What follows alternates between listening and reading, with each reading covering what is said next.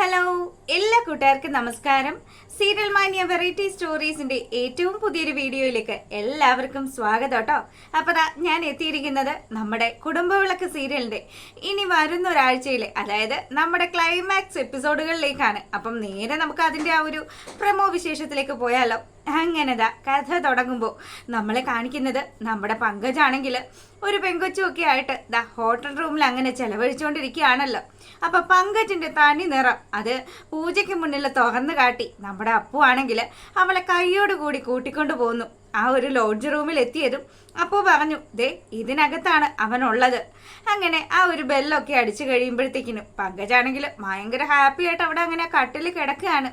പങ്കജ് പതി എഴുന്നേറ്റു. അപ്പം ആ പെങ്കൊച്ചാണെങ്കിലോ അവള് പറഞ്ഞു, ആരായിരിക്കും വന്നത്, എന്തെങ്കിലും വിഷയം ഉണ്ടാകുമോ എന്ന് ചോദിക്കുമ്പം പേടിക്കണ്ട, ഞാൻ ഫുഡ് ഓർഡർ ചെയ്തിട്ടുണ്ടായിരുന്നു, അവരായിരിക്കും എന്നും പറഞ്ഞ് ഇവൻ അവിടെ നിന്ന് അങ്ങ് എഴുന്നേറ്റു. വാതിൽ തുറക്കുമ്പോൾ കാണുന്ന കാഴ്ച നമ്മുടെ അപ്പൂനെയാണ്. അപ്പം അപ്പൂനെ കണ്ടതും ആദ്യം പങ്കജൊന്ന് പകച്ചു, ഇവൻ എന്താ ഇവിടെ വന്ന് നിൽക്കുന്നത് എന്നുള്ള രീതിയിൽ അവന്റെ മുഖത്തേക്ക് ഇങ്ങനെ നോക്കിയപ്പോഴാണ് ആ അപ്പൂവിന്റെ അടുത്തേക്ക് നമ്മുടെ പൂജ നീങ്ങി നിന്നത്.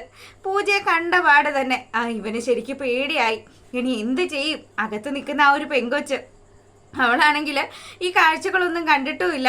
ഇനി പൂജ എങ്ങാനും അകത്ത് കയറി ഇവളെ എങ്ങാനും കണ്ടു കഴിഞ്ഞാൽ സകലതും തീർന്നു എന്നുള്ള രീതിയിൽ പങ്കജ് ഇങ്ങനെ ചിന്തിച്ച് നിൽക്കുമ്പോഴത്തേക്കിനും ഇത് എന്താ പങ്കജ്, എന്താ ഞാൻ ഈ കാണുന്നതെന്നും പറഞ്ഞ് പൂജ അതിനകത്തോട്ട് ഇടിച്ചു കയറുകയാണ്. അപ്പോൾ പൂജ പറഞ്ഞു, താൻ ഇത്രയും കാലവും എന്നെ പറഞ്ഞു ചതിക്കുമായിരുന്നു അല്ലേ? ഞാൻ തന്നെ വിശ്വസിച്ചു, തന്നെ മാത്രമല്ല തൻ്റെ അമ്മയെയും ഒക്കെ വിശ്വസിച്ചു. പക്ഷേ നിങ്ങൾ എല്ലാവരും കൂടെ എന്നെ പറ്റിക്കുമായിരുന്നു. ഇനി എന്തായാലും നിന്നെ പോലെയുള്ളൊരു വൃത്തികെട്ടവനെ കല്യാണം കഴിക്കാൻ എനിക്ക് താല്പര്യമില്ല എന്നും പറഞ്ഞ് പൂജയാണെങ്കിൽ പങ്കജിന്റെ മുഖം നോക്കി ഒരടിയങ്ങ് വെച്ച് കൊടുത്തു.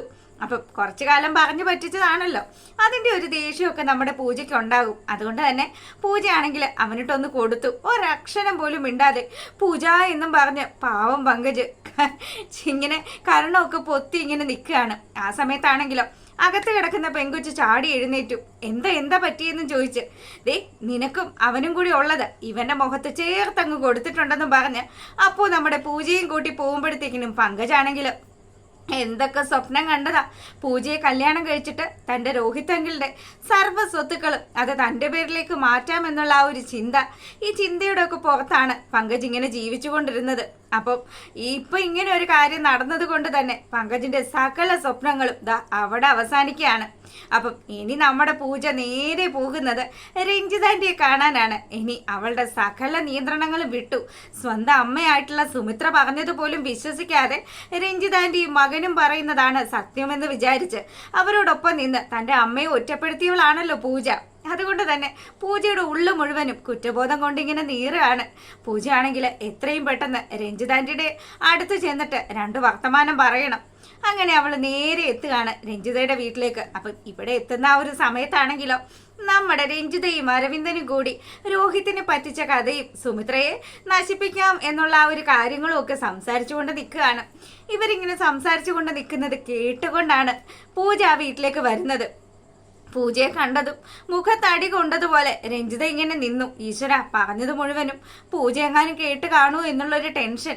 പക്ഷേ അതൊക്കെ മേലെയുള്ള കാര്യങ്ങൾ കണ്ടിട്ടും അതുപോലെ കൊടുത്തിട്ടും ഒക്കെയാണ് പൂജ വന്നിരിക്കുന്നത് എന്നുള്ള കാര്യം നമ്മുടെ രഞ്ജിതയ്ക്ക് അറിയില്ലല്ലോ. അങ്ങനെ രഞ്ജിത പറഞ്ഞു, പൂജമോളെ വാ, മോൾ എന്താ വന്നിട്ട് ഒരക്ഷരം പോലും മിണ്ടാതെ നിൽക്കുന്നത്? ഞാൻ നിങ്ങളുടെ ക്ഷണം സ്വീകരിക്കാനോ നിങ്ങളുടെ ആതിഥേയം സ്വീകരിക്കാനോ ഒന്നും ആഗ്രഹിച്ച് നിൽക്കുകയല്ല, എനിക്ക് നിങ്ങളോട് കുറച്ച് കാര്യം സംസാരിക്കാനുണ്ടെന്നും പറഞ്ഞ് ഇവളാണെങ്കിൽ ദേഷ്യത്തോടു കൂടെ സംസാരിക്കുമ്പം രഞ്ജിതയാണെങ്കിലോ, അല്ല മോളെ നീ എന്താ ഇങ്ങനെയൊക്കെ സംസാരിക്കുന്നത്? ആൻറ്റിയുടെ അഭിനയമൊക്കെ ആൻറ്റിയുടെ കയ്യിൽ വെച്ചാൽ മതി. ആൻറ്റിയുടെ മകനും ആൻറ്റിയും കൂടി എന്നെ പറഞ്ഞു പറ്റിക്കുമായിരുന്നു അല്ലേ? ഇത്രയും നാളും ഞാൻ നിങ്ങൾ പറഞ്ഞതൊക്കെ കേട്ടു. എൻ്റെ അമ്മയെ ഞാൻ ഒറ്റപ്പെടുത്തി. ഇപ്പം എനിക്ക് മനസ്സിലായി നിങ്ങളുടെ മകനും ഞാനും തമ്മിലുള്ള കല്യാണം നിങ്ങൾ എന്തിനാ ഉറപ്പിച്ചതെന്ന്. എൻ്റെ അച്ഛൻ്റെ സ്വത്തുക്കൾ അത് കണ്ടിട്ടാണല്ലേ? നടക്കില്ല ആൻറ്റി എന്ന് പറഞ്ഞു. അപ്പം മോളെ നീ എന്നെ തെറ്റിദ്ധരിക്കുന്നതാണ് എന്നൊക്കെ പറഞ്ഞു പല രീതിയിലും നമ്മുടെ പൂജയെ ട്രാപ്പിലാക്കാൻ രഞ്ജിത ശ്രമിക്കുന്നുണ്ട്. പക്ഷേ പൂജയാണെങ്കിലോ ഇപ്പൊ പങ്കജിന്റെ ആ ഒരു ചീത്ത സ്വഭാവം അത് അവളുടെ കണ്ണാലെ കണ്ടത് കൊണ്ട് തന്നെ അവൾക്കാണെങ്കിൽ രഞ്ജിത പറയുന്ന കാര്യങ്ങളൊന്നും കേൾക്കാൻ പോലും മനസ്സ് കാണിക്കുന്നില്ല. അങ്ങനെ പൂജ പറഞ്ഞു, ദേ ആന്റിയുടെ പുന്നാര മകൻ എത്രമാത്രം പെണ്ണുങ്ങളെയാണ് ചതിച്ചത് എന്നുള്ള കാര്യം ഈ അപ്പുവേട്ടൻ പറഞ്ഞപ്പോഴാണ് എനിക്ക് മനസ്സിലായത്. അപ്പം അപ്പു കൂടെ ഉണ്ട്. അപ്പുവിന്റെ കാര്യമൊക്കെ കേൾക്കുമ്പോഴത്തേക്കിനും മോളെ ഇവൻ നിന്നെ എന്തൊക്കെയോ പറഞ്ഞ് തെറ്റിദ്ധരിപ്പിക്കുകയാണ്, ഇതൊന്നും സത്യമൊന്നും അല്ലാന്നും പറഞ്ഞ് നമ്മുടെ രഞ്ജിതയാണെങ്കിൽ അവളെ പറഞ്ഞു ധരിപ്പിക്കാൻ നോക്കുന്നുണ്ടെങ്കിലും പക്ഷേ പൂജയാണെങ്കിൽ ഇല്ല, ഇനി നിങ്ങൾ ഒന്നും പറഞ്ഞാലും ഞാൻ കേൾക്കില്ല, ഇനി നിങ്ങളുമായിട്ട് എനിക്ക് യാതൊരുവിധ ബന്ധവും ഇല്ല എന്നും പറഞ്ഞ് സകല ബന്ധങ്ങളും ഉപേക്ഷിച്ച് പൂജ ആ വീടിന്റെ പടി ഇറങ്ങുകയാണ്. അപ്പൊ രഞ്ജിതയ്ക്ക് മനസ്സിലായി പങ്കജിന്റെ ഭാഗത്ത് നിന്നും എന്തോ ഒരു വലിയ തെറ്റുണ്ടായിട്ടുണ്ടെന്ന്. അവന്റെ സ്വഭാവം മറ്റാരെക്കാട്ടിലും നന്നായിട്ട് രഞ്ജിതയ്ക്ക് അറിയാലോ. അവനാണെങ്കിൽ പെണ്ണുങ്ങളോട് കുറച്ച് താല്പര്യം കൂടിയ കൂട്ടത്തിലാണ് എന്നുള്ള കാര്യവും രഞ്ജിതയ്ക്ക് അറിയാം.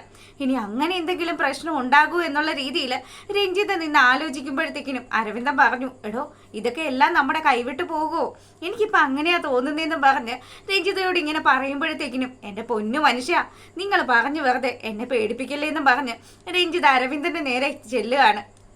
അങ്ങനെ ആ ഒരു സീനൊക്കെ കഴിയുമ്പോഴാണെങ്കിലും നമ്മുടെ പ്രതീക്ഷ രഞ്ജിത പറഞ്ഞതനുസരിച്ച് വീടൊക്കെ എന്തായാലും രഞ്ജിത ശരിയാക്കി വെച്ചിട്ടുണ്ടല്ലോ. അപ്പൊ ഇനി വേണ്ടത് വീട്ടിൽ താമസിക്കാനായിട്ട് തൻ്റെ മോളെ കൂട്ടിക്കൊണ്ടു പോകണം.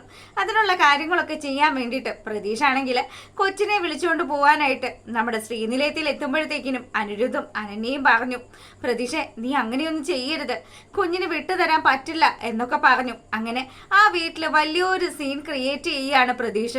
അപ്പൊ ഈ സമയത്താണെങ്കിലോ സ്വരമോൾക്ക് അനന്യ പ്രതീഷിനെ കുറിച്ച് പറഞ്ഞു കൊടുത്ത കാര്യങ്ങളൊക്കെ അറിയാലോ.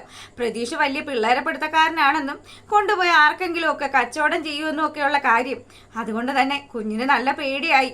കൊച്ചാണെങ്കിൽ ഇവർ തമ്മിൽ വഴക്കിടുന്ന ആ ഒരു സമയത്ത് വീട്ടിൽ നിന്നും ഇറങ്ങി ഓടുകയാണ്. അപ്പം ഇവിടെ ഇങ്ങനെയൊക്കെ നടക്കുന്ന ആ ഒരു സമയത്താണെങ്കിലോ നമ്മളെ കാണിക്കുന്നത് നമ്മുടെ ശീതളിനെയും സരസ്വതിയമ്മയും ഒക്കെയാണ്. സച്ചിൻ എന്ന് പറയുന്ന ആ ഒരു കാർക്കോടകനെ നമ്മുടെ സരസ്വതി അമ്മ ഒരു പാഠം പഠിപ്പിക്കാനായിട്ട് ഒരുങ്ങുകയാണ്. അപ്പം ഇവനെ എങ്ങനെയെങ്കിലും തറ പറ്റിക്കണം. അതിനു വേണ്ടിയിട്ട് സരസ്വതി അമ്മ ഒരു ചെറിയ പ്ലാനൊക്കെ ഉണ്ടാക്കി. ആ പ്ലാനിൽ കറക്റ്റായിട്ട് സച്ചിൻ ചെന്ന് വീഴുകയും ചെയ്തു. കൈയും കാലും ഒക്കെ ഒടിഞ്ഞ് ആകെ മൊത്തത്തിൽ അവശതയിലായ നമ്മുടെ സച്ചിനാണെങ്കിലോ എഴുന്നേക്കാൻ പോലും വയ്യാത്തൊരവസ്ഥയിൽ സച്ചിനെയും കൂട്ടി ശീതള് ആശുപത്രിയിലേക്ക് പോവാണ്. അങ്ങനെ അവിടെ ചെന്നു ഒരുവിധം വലിയ കുഴപ്പമൊന്നുമില്ല, വെച്ചുകെട്ടുകളൊക്കെയോടുകൂടി ശീതള് നമ്മുടെ സച്ചിനെ ആശുപത്രിയിൽ നിന്നും കൊണ്ടുവന്നു. അപ്പൊ ഈ സമയമാണെങ്കിലോ സരസ്വതിയമ്മ പറഞ്ഞു, എടാ നിനക്കിത് കിട്ടേണ്ടത് തന്നെയാണ്. എത്ര കാലമായി നീ എൻ്റെ കൊച്ചുമകളെ ഉപദ്രവിച്ച് ജീവിക്കാൻ തുടങ്ങിയിട്ട്, ഇനി അധിക കാലം നിന്റെ ഈ പൂന്ത് വിളയാട്ടമൊന്നും നടക്കില്ല എന്നൊക്കെ പറഞ്ഞ് സരസ്വതി അമ്മ സച്ചിന്റെ നേരെ ദേഷ്യപ്പെടുമ്പോഴത്തേക്കിനും സച്ചിനാണെങ്കിൽ എന്തോ ഒരു വെളിപാട് വന്നതുപോലെ, എവിടേക്കോ ഒരു ചെറിയ കിളി പോയ സച്ചിന്റെ കിളികളൊക്കെ തിരികെ വന്നതുപോലെ സച്ചിൻ ഇരുന്ന് ഇങ്ങനെ ആലോചിക്കുകയാണ്. എനിക്ക് തോന്നുന്നുണ്ട് ക്ലൈമാക്സ് എടുത്തത് കൊണ്ടായിരിക്കാം ഒരു പക്ഷേ നമ്മുടെ സച്ചിനെയൊക്കെ അങ്ങ് നല്ല ആൾക്കാരൊക്കെ ആക്കി നിർത്തിയിരിക്കുന്നത്. എന്തായാലും ബാക്കി കഥയിലേക്ക് പോവാം. അങ്ങനെ ആ ഒരു സീനൊക്കെ കഴിഞ്ഞു. നമ്മുടെ സരസ്വതിയമ്മ നേരെ ശ്രീനിലയത്തിലേക്ക് വരികയാണ്.